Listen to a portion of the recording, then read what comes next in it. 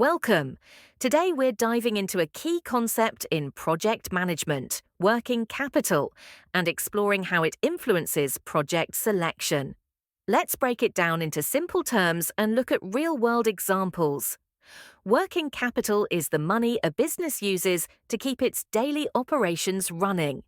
It's calculated by subtracting current liabilities from current assets. Think of it as the cash available to pay your bills, like inventory, salaries, and utilities, before long-term investments come into play. Working capital equals current assets minus current liabilities. When selecting a project, it's not just about the potential profit.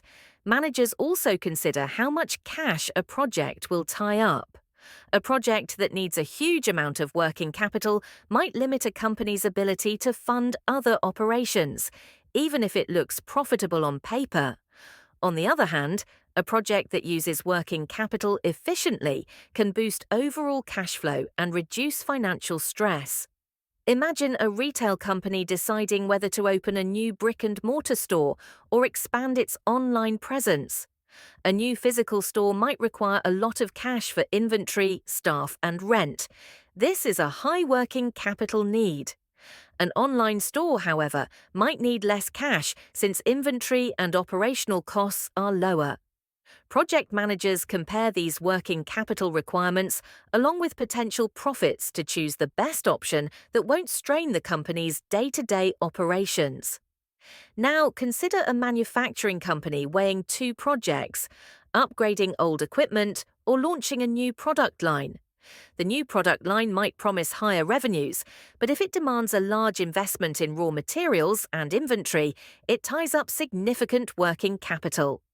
Upgrading equipment might have a lower working capital requirement, ensuring smoother cash flow for daily operations.